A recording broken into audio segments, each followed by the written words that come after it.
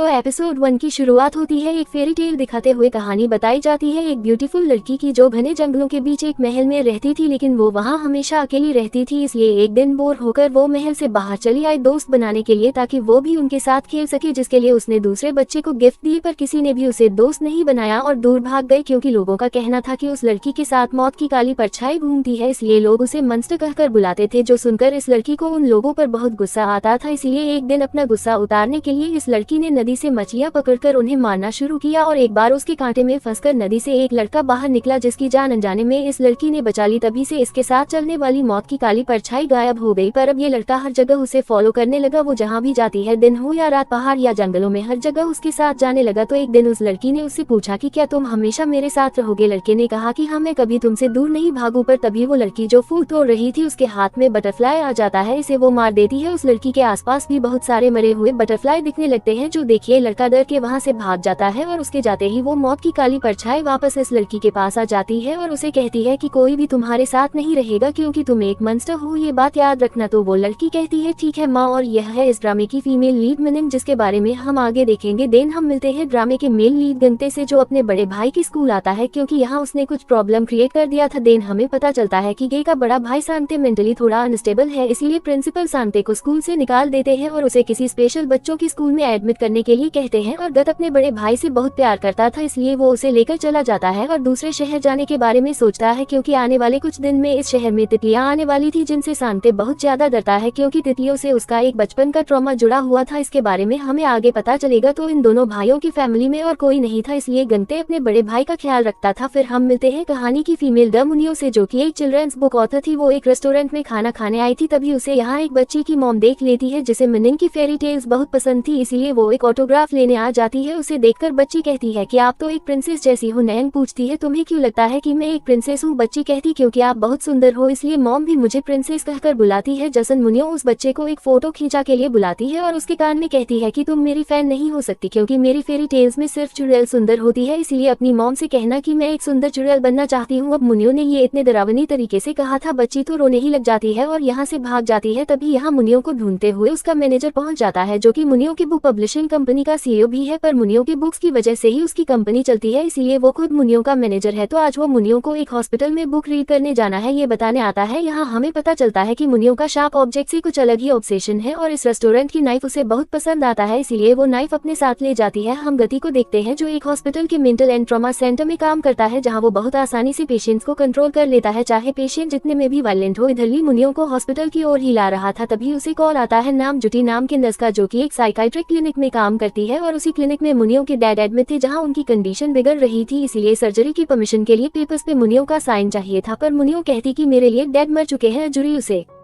बार बार कह रही थी, तो मुनियो कहती कि अगर तुम्हें इतनी ही चिंता है तो मेरे यहाँ आकर मुझसे साइन करवा लेना। अब मुनियो के डैड उस हॉस्पिटल के सबसे पुराने पेशेंट थे, लेकिन मुनियो एक बार भी उनसे मिलने नहीं आई थी, तो वो उन्हें बताने आती कि शायद आपकी बेटी एक कंसेंट फॉर्म पे साइन करने नहीं आएगी। अब उनकी बेटी के बारे में सुनते ही मिस्टर को तो पैनिक करने लग जाते हैं और डरते हुए कहते हैं कि नहीं, सब मारे जाएंगे, अगर वो आए तो सब मारे जाएंगे। उनकी बातें सुन जुड़ तो थोड़ा घबरा जाती है। इधर हमें पता चलता है कि सांते भी मुनियो का बहुत बड़ा फैन था, वो दिन भर उसके किताबों में ड्राइंग करता रहता था। गंते उसकी हालचाल जानने के लिए कॉल करता है। बातों ही बातें में वो सांते को बता देता है कि आज मुनिया उनके हॉस्पिटल आने वाली है, चिल्ड्रंस वर्ड के बच्चों को कहानी सुनाने। ये सुनते ही सांते तो हॉस्पिटल जाने के लिए तैयार होने लगता है, क्योंकि वो एक बार मुनियो से मिलकर उसका ऑटोग्राफ लेना चाहता था। तो गंते उसे समझाता है कि तुम नहीं आ सकते, क्योंकि ये प्रोग्राम सिर्फ चिल्ड्रंस वर्ड के बच्चों के लिए था, और उसे प्रॉमिस करता है कि मैं तुम्हारे लिए मिनिंग का ऑटोग्राफ ले आऊंगा। इस पे सांते मान जाता है। इधर बुक रीडिंग इवेंट शुरू होने का टाइम हो गया था, लेकिन मुनियो अभी तक ऑडिटोरियम में नहीं आई थी, इसलिए मैनेजर ली परेशान हो रहा था। मुनियो तो इधर वॉकिंग एरिया में सिगरेट पी रही थी, जिसे गांते देखता है तो उसे सिगरेट पीने से मना करता है, क्योंकि यहाँ स्मोक करना मना था। मुनियो जो फूल तोड़ने में बिजी थी, वो उठ जाती है और गंते को थोड़ी देर देखते ही रह जाती है। फिर उससे पूछती है कि क्या तुम नी में मानते हो? गंते कहता है क्या कहा? मुनियो कहती है तुम्हें सुनाई तो दिया ही होगा मैंने क्या कहा। फिर अपने सिगरेट को उसके कॉफी के कप में फेंक कर कहती है जब तुम्हें किसी की जरूरत है और वो तुम्हारे सामने आ जाए, उसी को डेस्टिनी कहते हैं। ये बोलकर अंदर चली जाती है। फिर मुनियो का बुक रीडिंग इवेंट शुरू होता है, लेकिन इधर एक मेंटली अनस्टेबल आदमी अपने रूम से बाहर आ जाता है और हॉस्पिटल में अपनी बेटी को ढूंढने लगता है। इसको इसने यहाँ एडमिट होने से पहले मारने की कोशिश की थी, इसीलिए यहाँ इसे बांध कर रखा गया था, पर अब वो अपने रूम से निकल गया था और फिर से अपनी बेटी को मारने के लिए ढूंढ रहा था। क्योंकि उसकी बेटी भी यही एडमिट थी तो उसकी बेटी भी ऑडिटोरियम में मुनियों की कहानी सुन रही थी, तो सारे स्टाफ उस आदमी को ढूंढने लग जाते हैं। सीसीटीवी में उस आदमी को ऑडिटोरियम में घुसते हुए देखा जाता है, तो कुछ सिक्योरिटी स्टाफ ऑडिटोरियम में आ जाते हैं और बुक रीडिंग इवेंट को बीच में ही रोककर सारे पेरेंट्स से अपने बच्चों को वर्ड में ले जाने के लिए कहते हैं। मुनियों को तो ये देखकर बहुत गुस्सा आता है। तभी वो आदमी अपनी बेटी को देख लेता है तो वो उसे उठाकर पास के रूम में ले जाता है, लेकिन उसे जाते हुए मनिंग ने देख लिया था, इसीलिए वो भी उस रूम में चली आती है। इससे पहले वो इंसान अपनी बेटी को कुछ करता, मनिंग उसके सर पे अपने बैग से मारती है, जिससे उसके बैग में से वो चाकू निकल जाता है, जिसे ये आदमी उठाने जाता है पर मुनियों उसे दूर फेंक देती है। तो ये आदमी मुनियों को नीचे गिराकर उसका गला दबाकर उसे मारने लगता है, जिससे मुनियों का ट्रॉमा ट्रिगर हो जाता है, क्योंकि एक बार बचपन में उसके डैड ने इसी तरह गला दबाकर मुनियों को मारने की कोशिश की थी। ये देखकर वो बच्ची डर के मारे बाहर भाग जाती है, जहाँ वो गत से टकराती है, तो गत आकर मुनियों को इस आदमी से बचाता है और उसे शांत कराकर उसके हाथ बांधने लगता है। पर मुनियों को बहुत ज्यादा गुस्सा आ जाता है, इसलिए वो चाह को उठाकर इस आदमी पर अटैक करने आती है, लेकिन गत उसके वार को अपने हाथ से रोक लेता है, जिससे गत के हाथ से खून निकलने लगता है। मुनियों कहती है इस मैटर से दूर रहो, तुम्हारे लिए ही अच्छा होगा। गंते कहता ये एक पेशेंट है। मुनियों कहती है नहीं, ये एक जंगली जानवर है। ये सुनकर ये आदमी मुनियों को साइको बोलकर बाहर भाग जा है। सिक्योरिटी उसे पकड़ के ले जाती है। गंते मुनियों के हाथ से चाकू छीन लेता है और एक रुमाल से उसे कवर करने लगता है। मुनियों कहती ये चोट तुम्हें लगी है या फिर इस चाकू को? गंते उसकी बात नहीं सुन रहा था। मुनियों कहती है मैं बस उसे एक छोटा सा कट देना चाहती थी, पर तुमने ओवर रिएक्ट किया और अपने आप को चोट पहुंचा लिया। ये बोलकर उसे रुमाल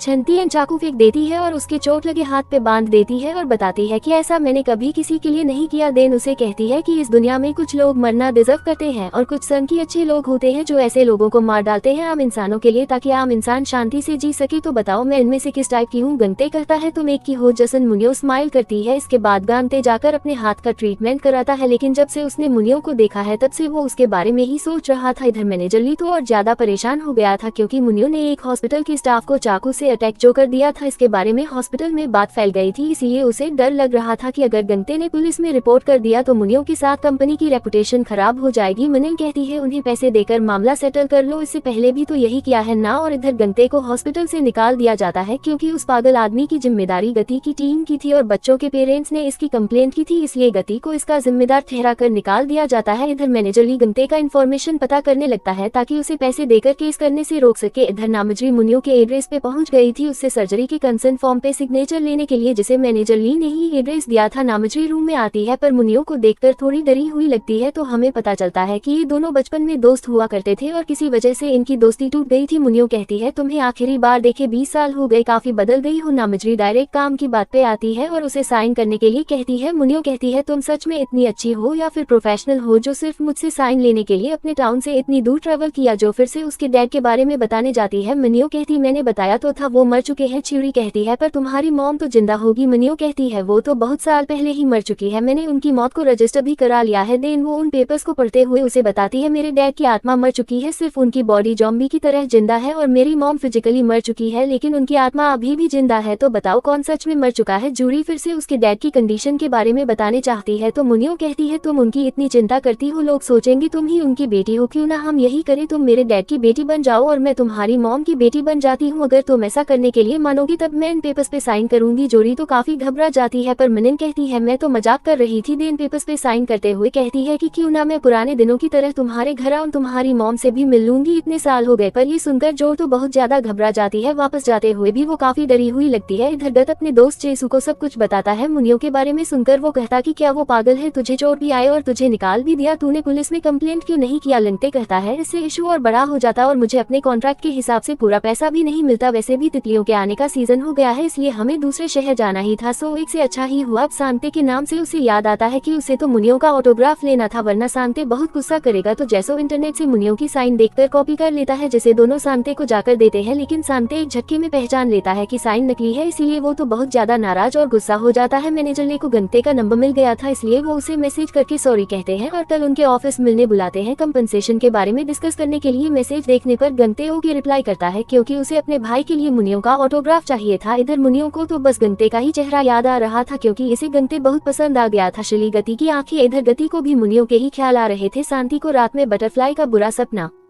आता है। इसमें वह बहुत सारे बटरफ्लाई से बचकर भाग रहा था, जिससे उसकी नींद खुल जाती है। वो बहुत ज्यादा डर के मारे अपने आप को टेंट में बंद करके बहुत ज्यादा घबराकर चिल्लाने लग जाता है कि वो तितलियां मुझे मारने आ रही है, वो मुझे मार डालेंगे। तो गंते उसे शांत कराने की कोशिश करता है, लेकिन वो जानता है कि वो सांते का डर नहीं भगा सकता, इसलिए वो बहुत ज्यादा दुखी होता है। अगले दिन गती की कंपनी में पहुंच जाता है, लेकिन वो अभी तक आया नहीं था, इसीलिए उसे वेट करने के लिए कहा जाता है। तो वो वेटिंग रूम में जाता है, जहाँ उसे मुनियों की किताब मिलती है। तो वो उन्हें देखने लगता है और आज अचानक मुनिंग भी कंपनी पहुंच जाती है, जिसके आने के बारे में सुनते ही सब लोग साफ सफाई करने लग जाते हैं और स्पेशली सारे शार्प ऑब्जेक्ट्स को छुपा देते हैं। तो वो अपनी असिस्टेंट से मैनेजर ली के बारे में पूछने ही जा रही थी, तभी उसकी नजर पड़ती है गति पर, जो उसे देखते ही रह जाती है। तो वो उसके पास आती है, कहती कि क्या व्यू है, तुम इन कपड़ों में डैशिंग लग रहे हो, पर तुम भी दूसरों की तरह ही निकले। मैनेजर ली ने कितने पैसे ऑफर किए? गंते कहता है कि अगर पोलाइट बात नहीं कर सकते तो साफ साफ कहा करो। मुनियो कहती है मैंने तुम्हें चाकू मारा था, इस बारे में तुम्हारा मुंह बंद रखने के लिए मैनेजर ली ने तुम्हें कितने पैसे ऑफर किए? गंते कहता है लगता है तुमने ऐसा बहुतों के साथ किया है, पर मुझे पैसे नहीं चाहिए। मुनियो पूछती है फिर क्यों आए हो? गंते कहता है तुमसे मिलने, क्योंकि मैं तुम्हें दोबारा देखना चाहता था, तुम्हारी आंखें मुझे किसी की याद दिलाती है। मुनियो पूछती है मेरी आंखें तुम्हें किसकी याद दिलाती है? गंते कहता है एक हार्टलेस लड़की की, जिससे हमें एक छोटा सा फ्लैशबैक दिखाया जाता है, जिससे हमें पता चलता है कि स्टार्टिंग में जो फेरी टेल की कहानी दिखाई गई थी वो इन दोनों की ही बचपन की कहानी थी। मुनिंग ने गति को डूबने से बचाया था। इनकी कहानी कैसे आपस में जुड़ी हुई है ये हमें आगे के एपिसोड्स में पता चलेगा। मुनिंग पूछती है क्या तुम उस लड़की से डरते थे? गंते कहता है नहीं, मैं उसे पसंद करता था। ये सुन मुनिंग भी शॉक्ड होती है और इसी के साथ एपिसोड 1 का एंड यहीं पर होता है।